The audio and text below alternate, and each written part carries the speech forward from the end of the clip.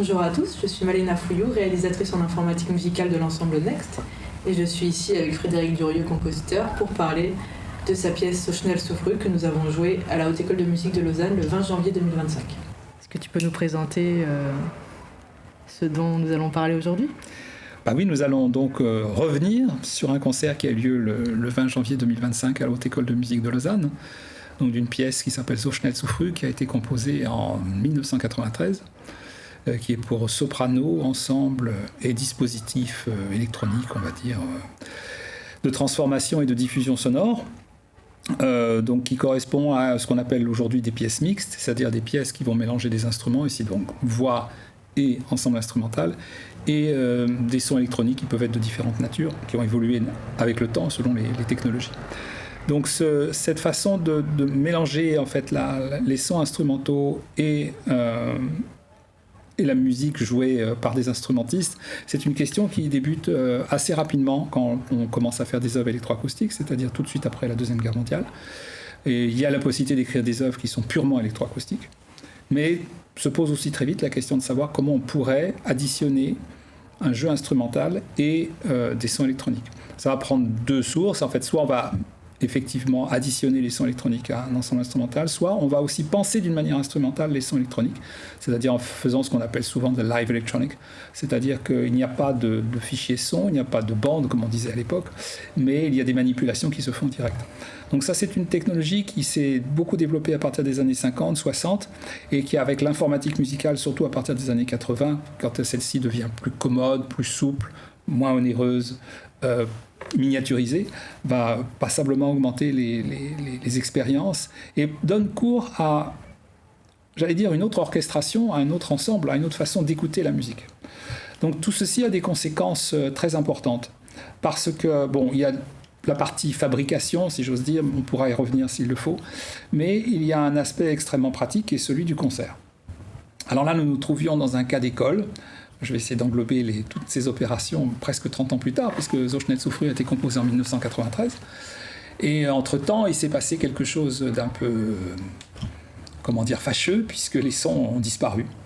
Ils ont été perdus. Donc ce qui arrive assez souvent actuellement, qui peut arriver assez souvent, parce que la grande difficulté des œuvres qui utilisent des technologies assez nouvelles, c'est comment les faire perdurer, comment on peut les faire passer d'une technologie à une autre, d'un type d'ordinateur à un autre type d'ordinateur. Il y a énormément d'évolutions entre les premiers ordinateurs que j'ai connus, les premiers ordinateurs personnels, rien que cela, les premiers Macintosh que j'ai utilisés à partir de 84-85 et ceux qu'on trouve aujourd'hui.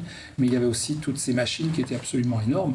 Il faut se souvenir qu'à l'IRCAM, quand j'ai commencé à travailler les sons électroniques, on avait des ordinateurs qui faisaient la taille de cette pièce et des temps de calcul qui étaient absolument phénoménaux. On lançait des calculs à une heure donnée et on revenait 12 heures après pour entendre un résultat. On s'apercevait qu'on avait fait une erreur quelque part, on avait un son qui était absolument insupportable. Donc il y avait, au début, ça a été assez difficile, l'informatique musicale, par rapport à la manipulation de la bande. C'est moins immédiat, mais ça permettait une qualité sonore assez incroyable. Et puis, à partir des années 80, donc vraiment la diffusion des premiers Macintosh, des systèmes dits personnels, on va pouvoir faire pas mal de choses tout seul. On n'est pas obligé d'aller forcément dans des grands studios. La qualité est plus ou moins bonne au niveau sonore, mais d'année en année, il y a des progrès énormes parce qu'il y a de la mémoire des ordinateurs va en augmentant. Donc, tous les programmes, les appareils arrivent à se concentrer. Il y a cette invention extrêmement importante à l'IRCAM de ce logiciel qui est Max, qui devient Max MSP ou Max MSP aujourd'hui, qui est fait par Miller Pocket à l'IRCAM. Là, ça va être très important parce qu'on va pouvoir, avec ce software, on va pouvoir programmer vraiment un nombre de choses qui vont à la fois des sons, la spatialisation, on va pouvoir programmer des choses qui se font en live électronique ou en différé. Bref, il va y avoir vraiment un développement très grand. Néanmoins, du fait de cette fragilité, du fait qu'on soit toujours comme dans une espèce d'écurie de Formule 1 après, c'est-à-dire des choses extrêmement à la pointe, ne sont pas grand public, qui deviennent de plus en plus faciles et aisées, il peut y avoir des pertes, parce que c'est ce qui s'est passé avec So schnell so früh, c'est-à-dire qu'à un moment donné, on est passé d'un type de machine à un autre type de machine, et on a perdu les sons. Donc, là, il y avait la possibilité de rejouer là, il y avait une volonté de la rejouer, c'est-à-dire Guillaume Bourgogne, qui dirige l'atelier de musique contemporaine à la Haute École de musique de Lausanne, a décidé de remonter l'œuvre, ce qui a stimulé aussi l'IRCAM pour que nous refassions ces sons. Ça n'a pas été une mince affaire, je dois dire, parce que ça nous a demandé en fait 2 ans au total, bon, par des périodes qui étaient de 15 jours, une semaine, etc., etc. Mais ça n'a pas été si simple que ça. Mais heureusement, j'avais beaucoup de données. Je savais avec quoi j'avais fait les sons. Je savais ce que je voulais dedans, ce que j'avais programmé plus ou moins. Et donc, ça nous a vraiment aidé à travailler. Donc, avec Jean Millot à un moment donné, puis avec Serge Lemouton, avec qui je travaille depuis maintenant presque 18 ans. Et donc on a pu reconstituer. Seulement, reconstituer c'est une chose, mais après il faut refaire un concert.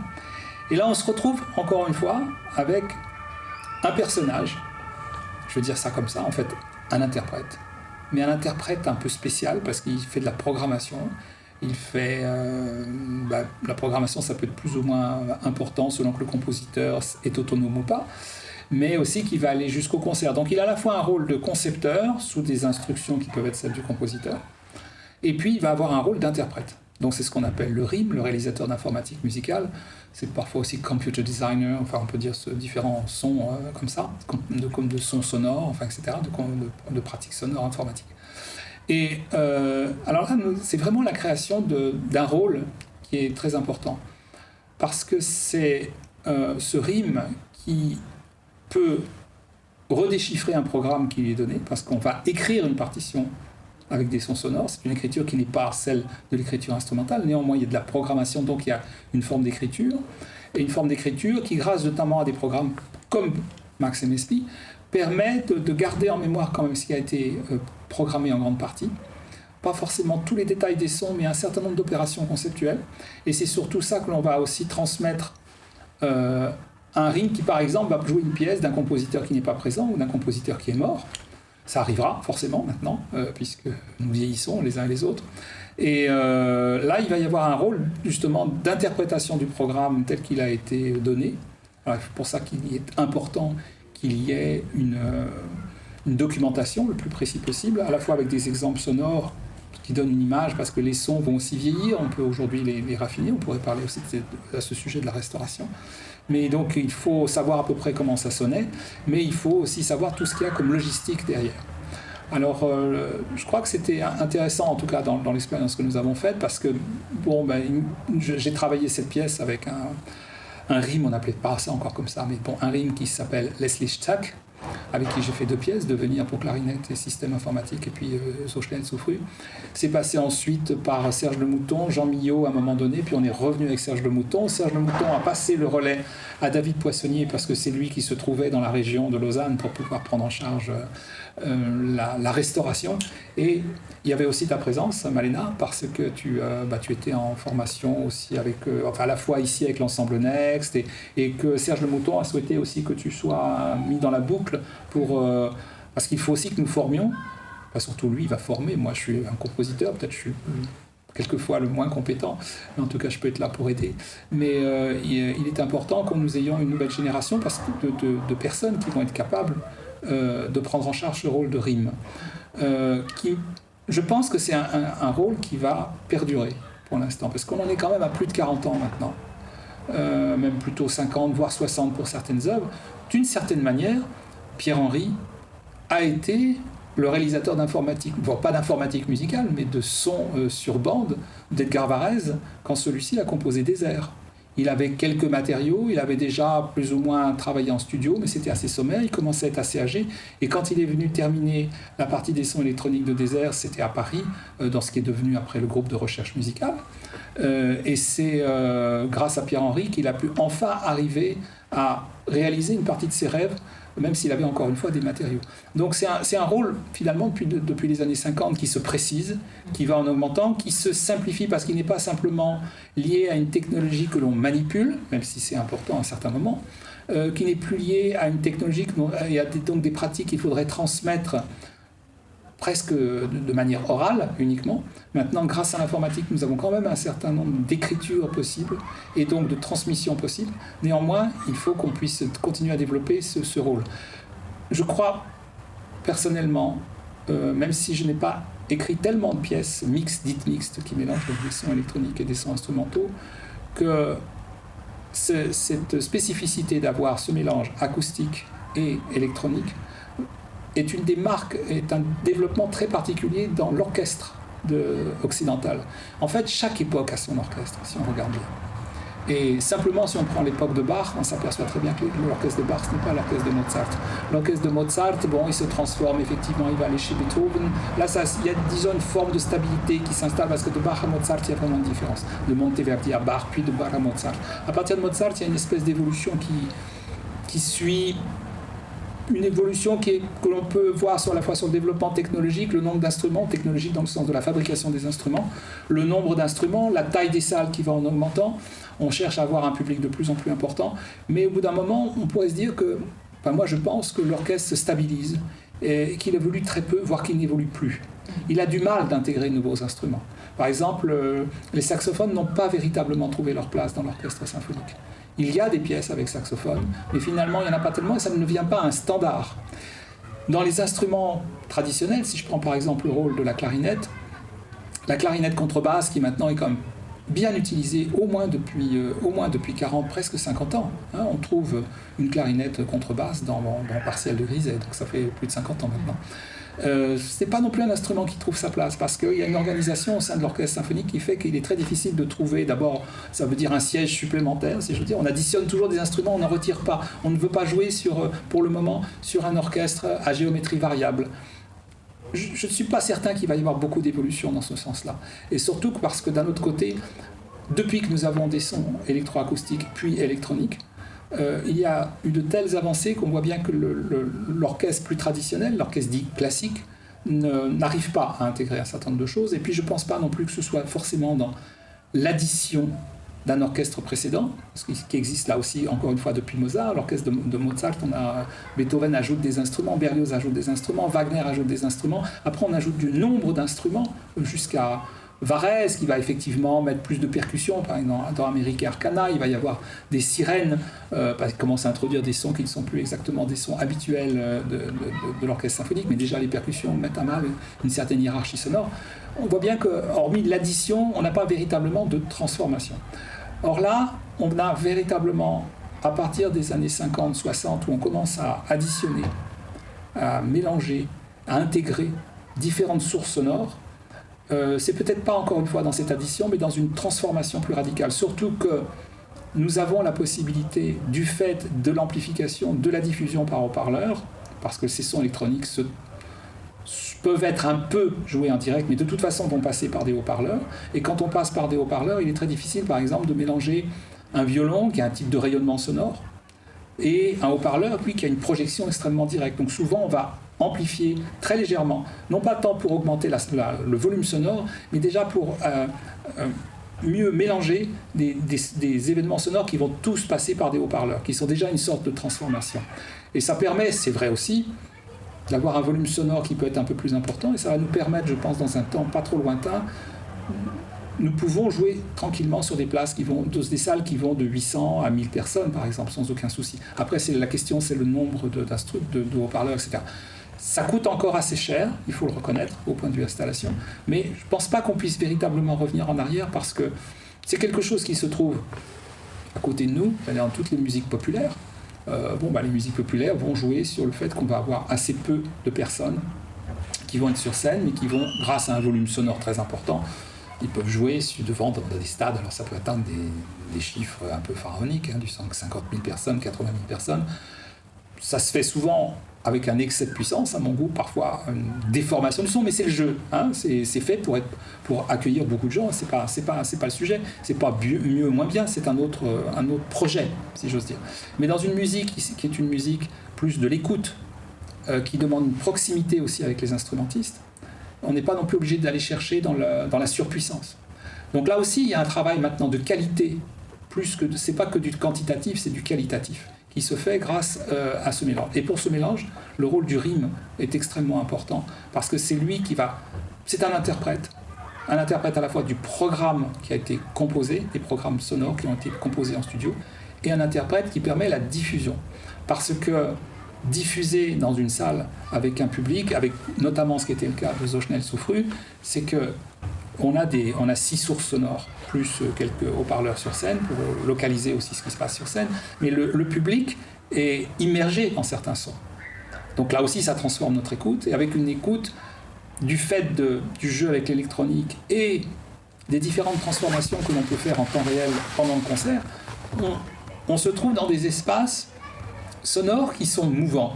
C'est-à-dire qu'on peut avoir quelque chose qui est assez sec, et puis on peut avoir quelque chose qui peut prendre tout à coup une résonance beaucoup plus grande. Par exemple, à la fin de So schnell so früh, il y a une transformation générale de tout l'ensemble dans une réverbération qui est de plus en plus importante, qui passe par un frequency shifter, et qui va donner une image très glaçante, et de plus en plus glaçante, parce que cette pièce est un hommage à Dominique Bagué, qui est mort peu de temps avant et à qui je voulais rendre hommage dans cette œuvre.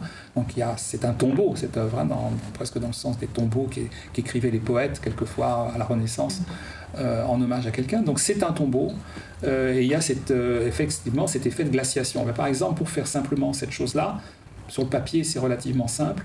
Ça demande toute une organisation avec quelquefois l'aide aussi d'un ingénieur du son, mais de plus en plus les RIM peuvent quasiment tout faire en grande partie, parce qu'il faut arriver à capter, il faut qu'il n'y ait pas d'effet négatif, de l'arsène naturellement, c'est le b.a.-ba, c'est là, je veux dire, mais il faut trouver le juste équilibre, comment on va transformer justement l'acoustique d'une salle pour que c'est plus simplement un jeu instrumental qui est magnifique toujours, hein, mais qui va faire qu'on a vraiment des espaces qui se créent et qui se transforment.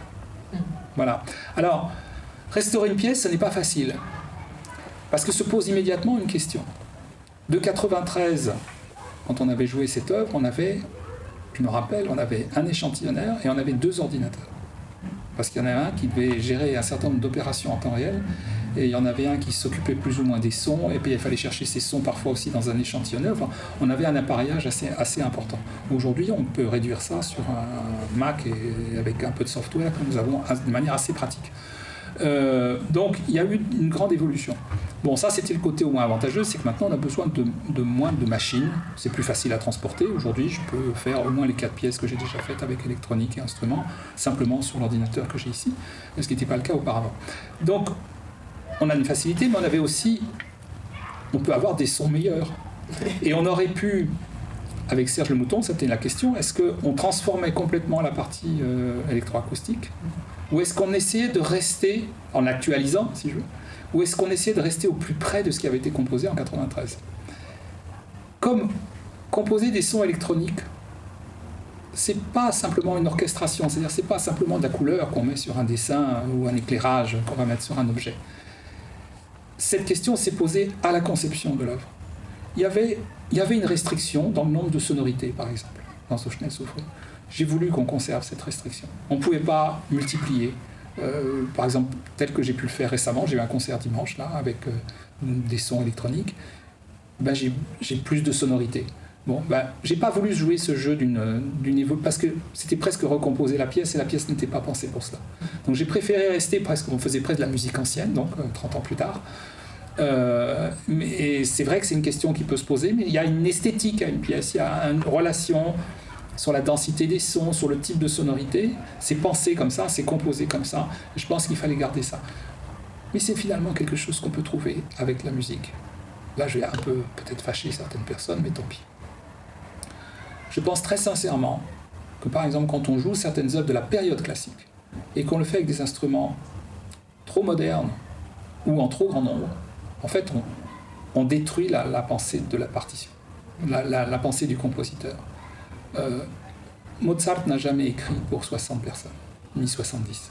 Il a écrit pour un orchestre.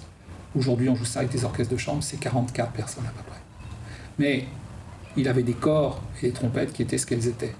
Et donc, il y a un rapport entre les différents pupitres au sein de l'orchestre, entre les bois, qui ne doivent pas être écrasés par des cuivres modernes qui sont beaucoup plus puissants. Il faut aussi que les bois jouent, peut-être pas choisir des instruments qui soient trop perçants. Et du coup, on a un rapport entre les cordes, les bois, les cuivres, qui est assez satisfaisant, et surtout qu'il y a des qualités sonores, par exemple, avec les corps naturels, qu'on ne peut pas retrouver sur les instruments modernes. Donc, c'est peut-être pas la peine, justement, de jouer sur un instrument moderne. Il faut peut-être mieux conserver ça. Et puis, ça sous-entend aussi un nombre de musiciens sur scène, et donc peut-être aussi un type de salle. Ouais. Donc, finalement, cet aspect sonore a toujours existé. On était peut-être plus négligent, on se disait, bon, on va réactualiser les œuvres. Maintenant que nous avons une écoute du son elle n'est pas mieux, mais elle est plus pointue. Parce que nous sommes dans une musique beaucoup plus du son que simplement de la note. Et que nous avons aussi des moyens, tout simplement. on a des moyens technologiques, il n'y a pas de raison qu'on ne les utilise pas parce qu'ils offrent un certain confort. Mais je pense qu'à un moment, il faut quand même respecter on ne peut pas faire que de la restitution. Est-ce que c'est une véritable restitution? Est-ce qu'elle est bonne? Est-ce qu'elle est pas... On fera forcément des erreurs, peu importe. Mais il faut essayer de s'approcher le plus possible de ce qui a été composé. Et ça, je pense, c'est important. Alors là, peut-être que je ne parle pas assez des rimes, mais là, tu peux peut-être me poser quelques questions, si tu le souhaites, à ce sujet. Sur les rimes, dans la façon dont on fait survivre les pièces, tu veux dire? Ça peut être ça, ou là, le rôle de l'interprétation. Il y a toutes sortes de choses. Alors effectivement, le rime risque d'avoir si on veut parler, un rôle musicologique. Oui, si on veut parler pour se concentrer sur la pièce, comment est-ce que tu peux raconter peut-être comment est structurée l'électronique de la pièce, c'est-à-dire il y a des fichiers son, quel est le temps réel, sur quel instrument, pour ensuite, si jamais un autre rime veut rejouer la pièce, par exemple, qu'il sache à quoi sert. Ce que tu disais tout à l'heure sur la fin qui se frise, ça pourrait être des détails plus techniques mais intéressants pour l'analyse. Alors, effectivement, composer une pièce avec des sons électroniques, surtout quand on ne veut pas passer par une bande magnétique, se pose... Enfin, de toute façon, même avec la bande magnétique, c'était la même question. Se pose la question de la synchronisation. Parce que, bon, à l'époque de la bande magnétique, c'est facile à comprendre. On lançait une bande magnétique, elle se déroulait d'une manière mécanique, et si on devait faire une œuvre, par exemple, Contact de Stockhausen, on doit apprendre la bande absolument par cœur. On a des chronomètres pour s'aider à se retrouver. On a une partition avec des dessins qui symbolisent certains sons électroniques, mais il faut apprendre la bande absolument par cœur, et il faut se caler sur la bande. Donc, d'une certaine manière, il faut arriver que les instrumentistes savent tellement la bande et ce qu'ils doivent jouer qu'il faut qu'ils dépassent le stade simplement de l'adaptation ou de suivre. Il faut qu'ils soient en accord avec cette bande. C'est un gros travail. Toutes les personnes, ils ne sont que deux, en général c'est un percussionniste et un pianiste, donc Contact avec la bande magnétique. C'est un minimum il faut faire ça au moins sur 3 mois, voire 6. Pas tout le temps, c'est très contraignant, mais il faut, c'est un sport assez particulier, il faut avoir envie de le faire, c'est un gros travail. Donc tous ceux qui sont passés par là ont fourni un gros travail. Alors ça peut être de moins de temps si on n'a que ça à faire, si j'ose dire, pendant quelques temps, mais c'est voilà. À partir des années justement 80, quand on a... Alors soit on a... Oui, enfin il y a d'abord les années 60, notamment Stockhausen, qui va avec Mixtour pour orchestre et son sinusoïdaux, enfin modulateur en anneau en fait.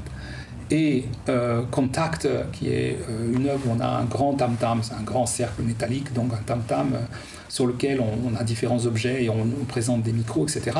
Donc là, l'idée de Stockhausen, c'est que justement, on dépassait la bande magnétique, on avait une interprétation.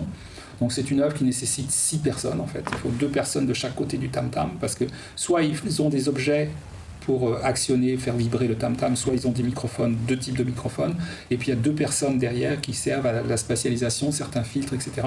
Là aussi, on a une partition qui n'est pas simple, mais il y a une partition, et on agit sans suivre quelque chose. Bon, c'était déjà une étape, mais c'est un type de sonorité très particulier, c'est un type de sonorité, alors le temps réel, comme ça, joué en live electronics, c'est intéressant. L'option des types de sons n'est pas si développée que ça finalement.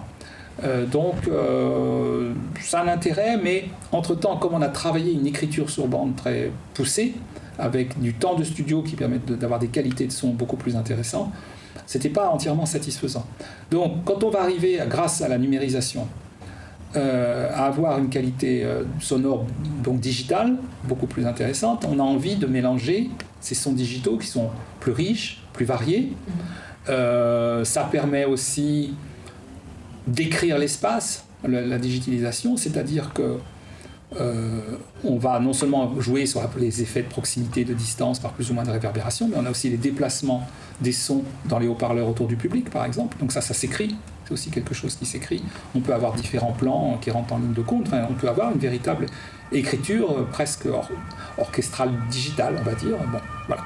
Et la question se pose de la synchronisation. Donc, pour ce qui me concerne, avec So Schnell so früh, surtout qu'à l'époque, il n'y avait pas encore ce logiciel, si j'ose dire, que s'appelle Antescofo, qui s'est développé depuis, qui permet un peu mieux de synchroniser un chef avec... Enfin, il peut y avoir une personne qui va suivre les battues du chef et qui va donc exprimer, par sa façon d'agir sur un clavier, sur des choses très simples, les battus, et donc l'ordinateur peut recalculer les temps en temps réel des événements sonores pour suivre l'interprétation instrumentale qui passe par le chef en l'occurrence. Pour l'instant, moi je n'ai pas utilisé ça.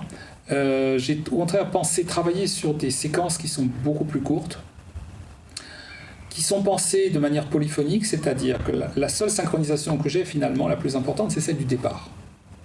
Donc nous allons avoir un instrumentiste qui va appuyer à un moment donné sur une touche parce qu'il est en face du chef et donc c'est beaucoup plus facile pour lui. Et puis les musiciens, il a cette relation entre le geste d'une battue et une action qui provoque quelque chose d'un point de vue sonore. Simplement cela, c'est pas un instrument dans lequel on souffle, que l'on gratte, etc. Mais on appuie, on enclenche quelque chose qu'on entend dans la salle et autour. Enfin, il faut essayer de faire que ça s'entende au mieux. C'est pas toujours facile avec justement la spatialisation.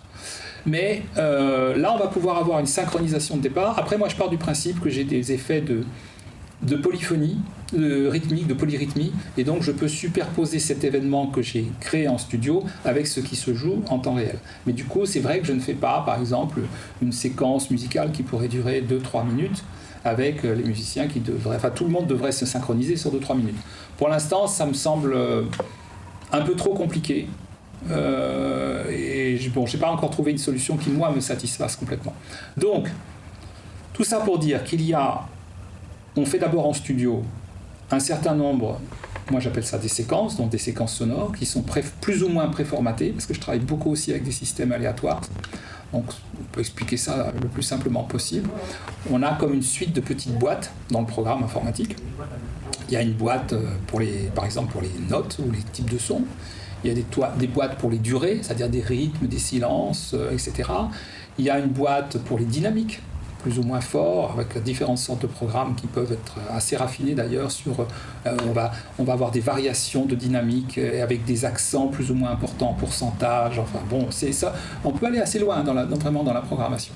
Et puis on va avoir la spatialisation, on va choisir le type de déplacement dans l'espace, et puis il peut y avoir des déplacements en même temps. C'est-à-dire par exemple, on peut avoir des sons qui tournent autour du public, on peut avoir un premier état qui peut être un fond un peu mouvant comme ça. Moi, je fais ça de temps en temps et j'ai un mouvement autour du public, puis j'en mets souvent un deuxième qui va un peu dans un autre sens, mais pas la même vitesse. Ce qui fait qu'on a des effets un peu de miroitement autour de nous.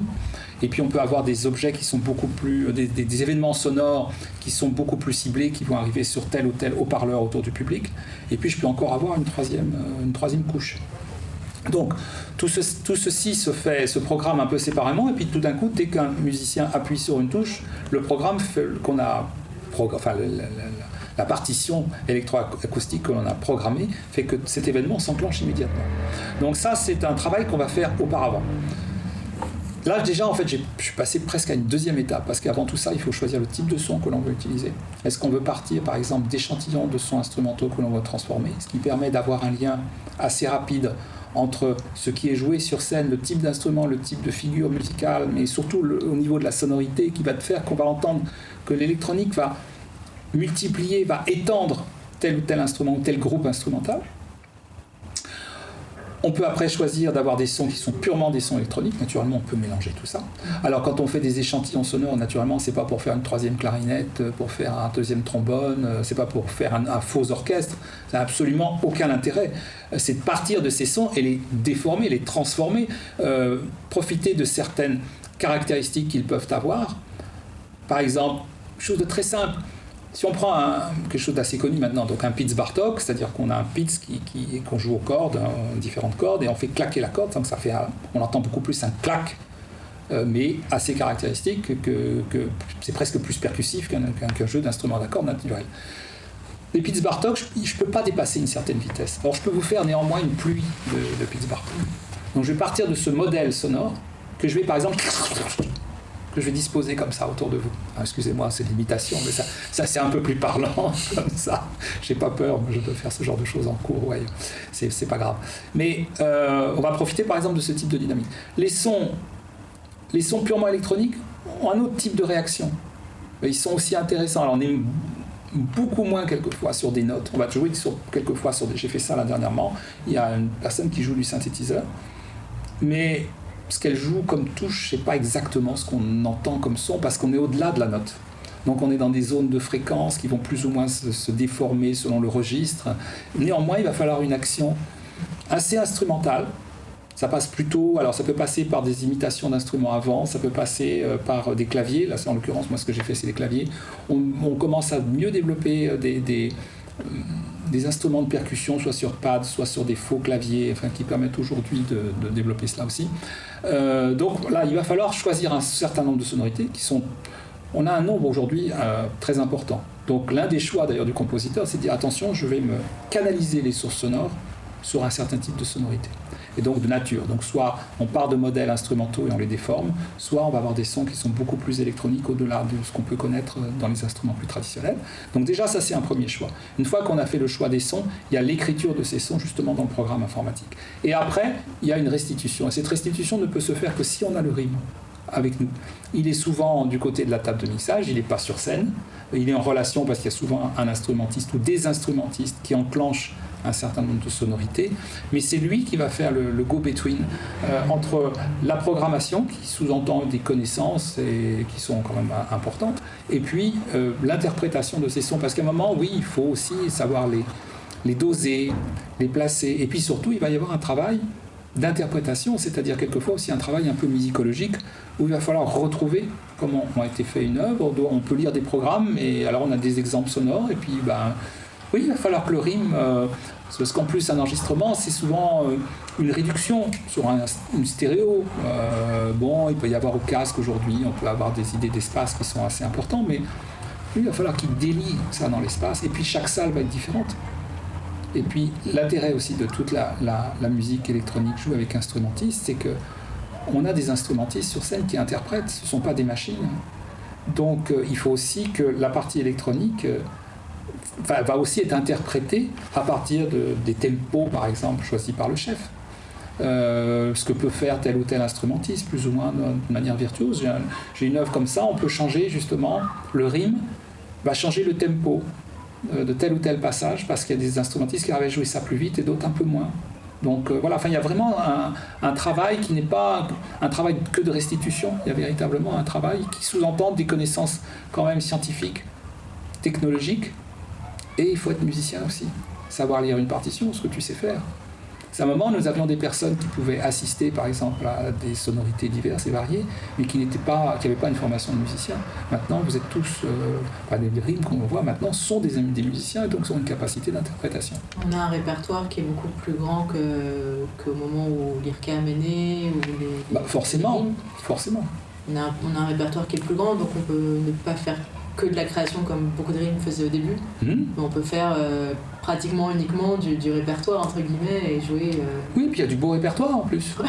Il y a un beau répertoire, même simplement déjà, pas simplement, mais il y a des œuvres de Stockhausen qui demandent Mixtour, par exemple, c'est une œuvre qui n'est pas assez montée à mon goût, je trouve très intéressante, qui demande un orchestre pas très grand, avec 4 joueurs de modulateurs en anneau au sein de l'orchestre, donc ça demande 4 instrumentistes, 4 personnes qui sont suffisamment musiciennes pour jouer ça, parce que ça demande de l'oreille, pour faire là où il faut, quand il faut, et attraper la bonne fréquence au moment où il le faut. Donc on a un casque d'une part, et j'avais fait un peu ça une fois dans une répétition, c'était assez intéressant à faire, et donc ça va transformer l'ensemble orchestral qui est devant. C'est une œuvre de 64 qui a été composée en plus d'une manière incroyable, c'est-à-dire que Stockhausen a dit ça doit marcher, et il l'a fait. On ne savait pas jusqu'à la première, alors il a un peu changé parce qu'il a pris un orchestre moins grand, il s'est aperçu parce qu'il faut des micros partout, c'était un peu trop compliqué, mais c'est une œuvre de 64 qui est absolument magnifique et qu'on pourrait rejouer sans aucun problème. Ça c'est un peu la maladie quand même de la musique de notre temps, c'est que il y a plus d'un siècle de musique maintenant. Si on compte, je sais pas, 1908, quelque chose comme ça, on a plus d'un siècle de musique, donc on va arriver à 120 ans dans pas très longtemps.